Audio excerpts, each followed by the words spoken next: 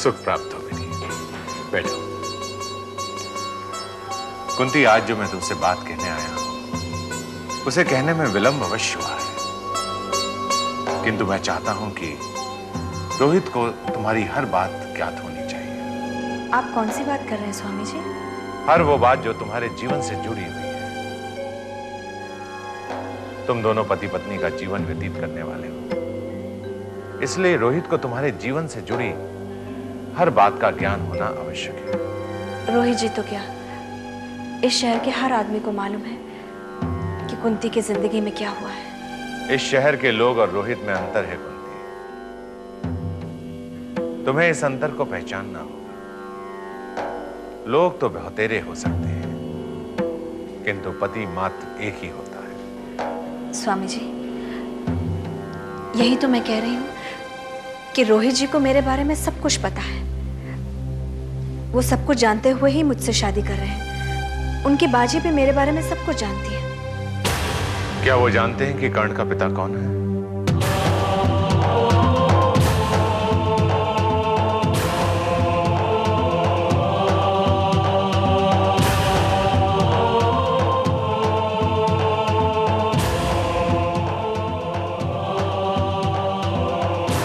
बोलो कुंती, चुप क्यों हो? स्वामी जी, ना तो उन्होंने मुझसे इस संबंध में कुछ पूछा और ना ही मैंने उन्हें कुछ बताया। किंतु विवाह से पूर्व तुम्हें यह बताना होगा, ताकि विवाह के पश्चात यह प्रश्न कोई और रूप ना ले ले। जो आदमी मेरी जिंदगी में रहा ही नहीं हो, उसके बारे में बताने का प्रश्न कहां से उठता है? यह तुम्हारी अज्ञानता है कुंती। यह प्रश्न एक मृत्यु प्रश्न बन सकता है। पति पत्नी के रूप में कभी कभी एक छोटी सी बात बहुत बड़ा विराट रूप ले लेती है। इस बात का तुम्हें भान नहीं। स्वामी जी, आप ये चाहते हैं कि मैं रोहित जी को ये बता दूं कि कर्ण का पिता मन है? मैं अचंभित हूं कि इस बारे में तुमने अभी तक रोहित को बताया क्यों नहीं। लेकिन इस बात के बारे में बताने से होगा क्या? तुम्हें भय किस बात का है कुंती?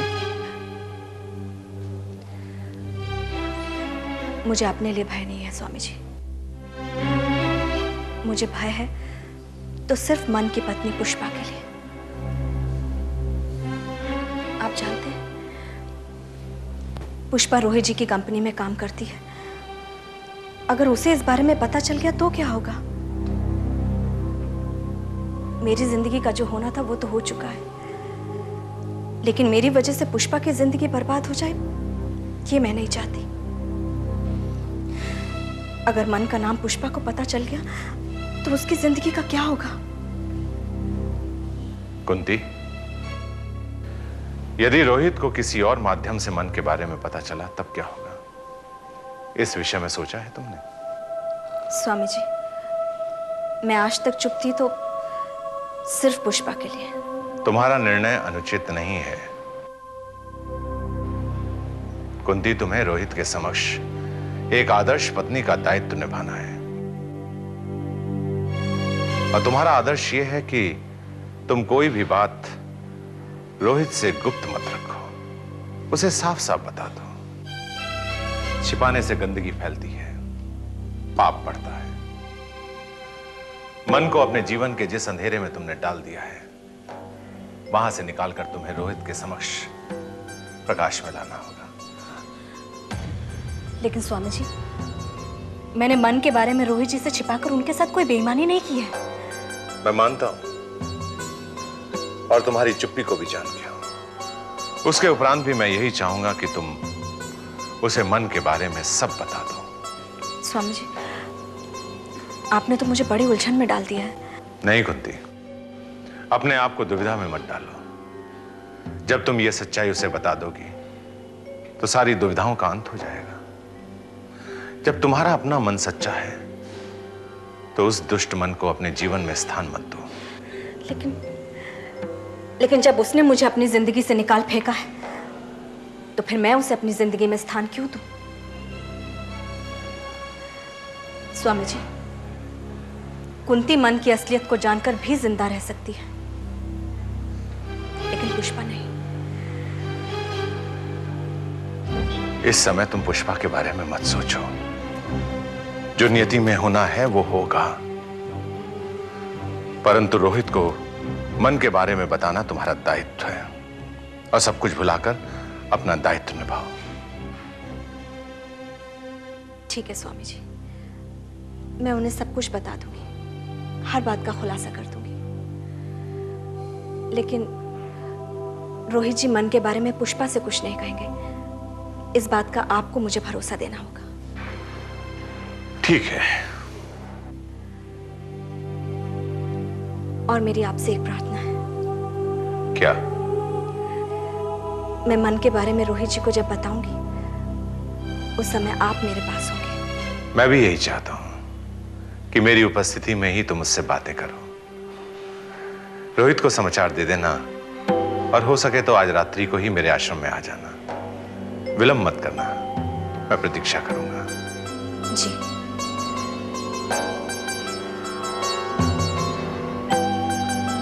सुख प्राप्त हो।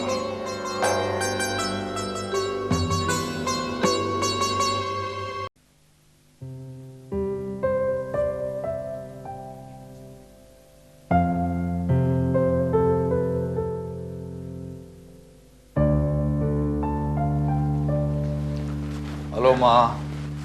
हाय बेटा।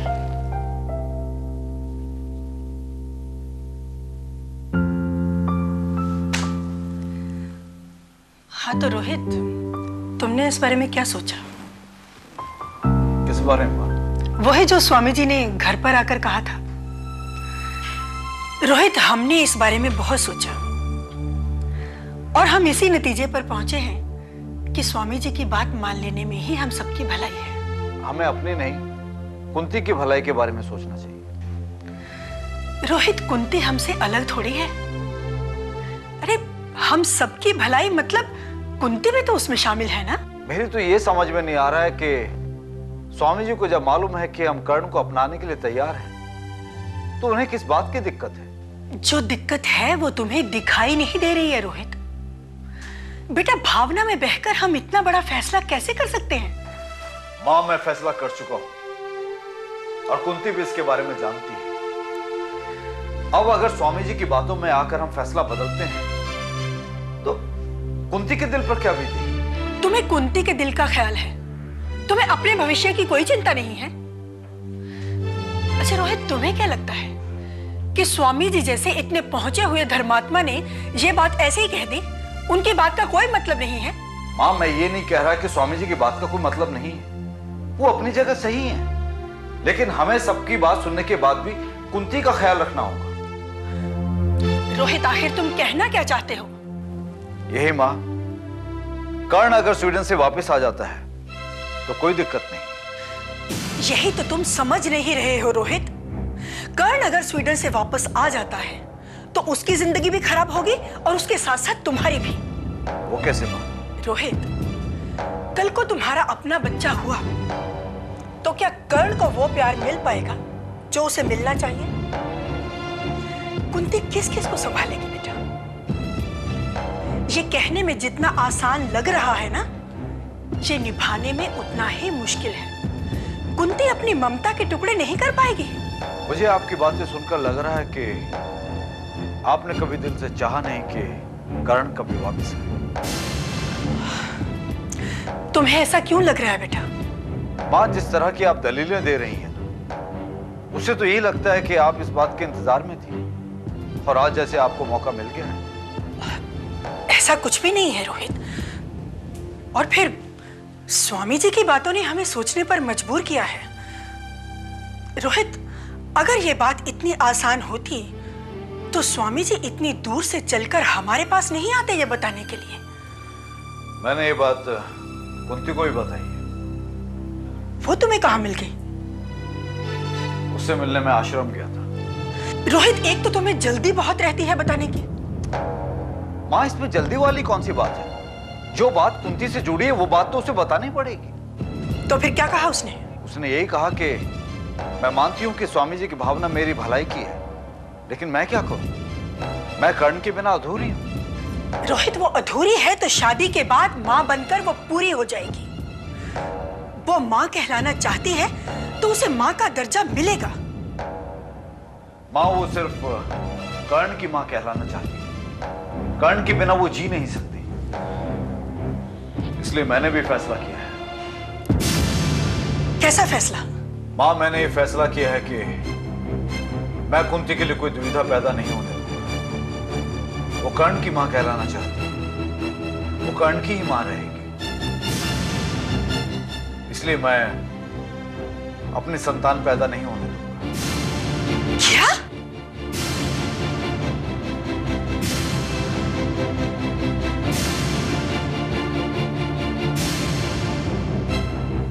रोहित, तुम्हें मालूम है तुम क्या कह रहे हो?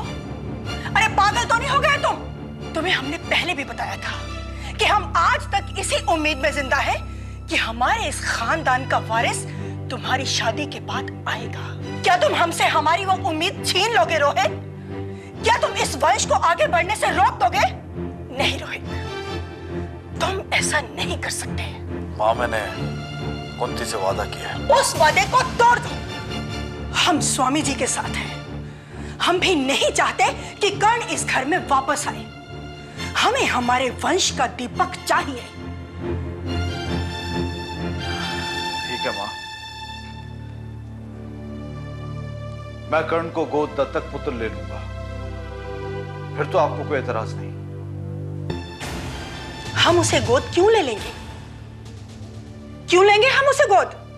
बताओगे मुझे? न जाने उसका बाप कौन है, किसका खून है वो। अगर कर्ण को बाप का प्यार नहीं मिला तो क्या उसे पैदा करने वाली माँ का प्यार भी नहीं मिलेगा? रोहित, उसके नसीब में जिसका प्यार लिखा है वो उसे मिल रहा है। कुंती सिर्फ तुम्हारी होने वाली संतान को प्यार करेगी, बस।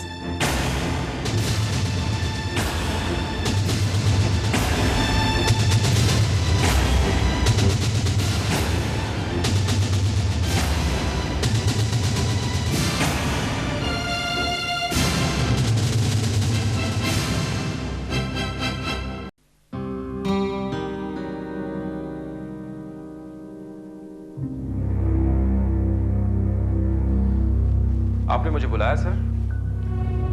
यस मिस्टर मनस्वी, आइए बैठिए। जी। मिस्टर मनस्वी, मैंने आपको ये पूछने के लिए बुलाया था कि आपने स्वीडन जाने की पूरी तैयारी कर ली है? जी हाँ सर, मैं पूरी तरह तैयार। मेरा पासपोर्ट बन चुका है और मैंने वीजा के लिए अप्लाई भी कर दिया है। Very good. हम अगले महीने आपको स्वीडन जाने का टिकट दे रहे हैं। अगले महीने? क्यों? स्वीडन जाने की आपको कोई खास जल्दी है? नहीं नहीं, ऐसी कोई बात नहीं है सर। ऑफिस के काम से जा रहा हूँ, तो आप जब भेजेंगे तभी जाऊंगा। गुड। मुझे आपसे यह भी पूछना था कि आपके स्वीडन जाने से आपके घर वालों को कोई एतराज तो नहीं? अब घर वालों को क्यों एतराज होगा सर? बल्कि मैं तो पहली बार विदेश भेजा जा रहा हूँ, तो उन्हें तो इस बात की खुशी है। और आपके लिए? सर सच पूछें तो मुझे अभी उतनी खुशी नहीं है। स्वीडन जिस काम से जा रहा हूँ वो पूरा करके आ जाऊँ, उसके बाद मुझे खुशी होगी। यह सुनने के बाद मुझे ऐसा लगता है कि मैंने आपको चुनकर भेजने का फैसला जो किया वो गलत नहीं है। मिस्टर मनस्वी, आप हमारी कंपनी के एक काबिल वर्कर हैं। I am proud of you. Thank you sir, thank you very much. लेकिन एक बात और कहूंगा सर, मेरी काबिलियत से ज्यादा आप काबिल हैं जो आपने मुझे पहचाना। तुम्हारी पहचान यह है कि तुम एक झूठे आदमी हो।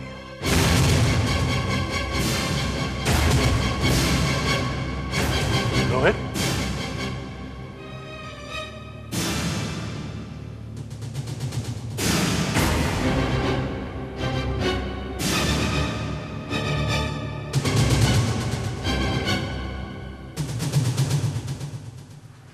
क्यों मन? मैंने सही कहा ना? सर आप इस तरह मुझे मेरे बॉस के सामने झूठा साबित कर रहे हैं।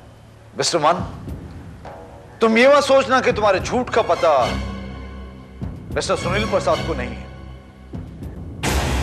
तुमने अब तक ये नहीं बताया कि तुमने स्वीडन जाने का झूठा नाटक क्यों किया था। सर लेकिन इस बारे में हमारी बात हो चुकी है। नहीं, उस दिन तुम टाल गए थे। मिस्टर सुनील, तुम खुद इससे पूछो कि इसने तुम्हारी एब्सेंस में यह क्यों कहा कि तुम्हारी कंपनी इसे स्वीडन भेज रही है।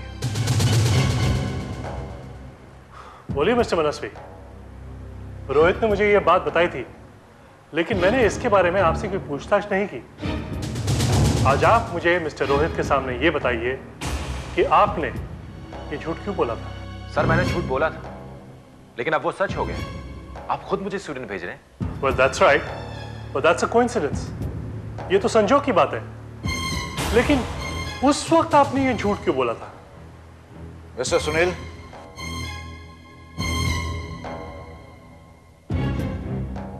इसने ये झूठ कई लोगों से बोला। मिस्टर आज आप बच नहीं सकते। आज आपको बताना होगा कि आपने झूठ क्यों बोला। बोलिए मिस्टर मनस्वी, आप खामोश क्यों हैं? सर आप मेरा यकीन कीजिए, मैं मजबूर था। आप मजबूर थे? आपको किसने मजबूर किया?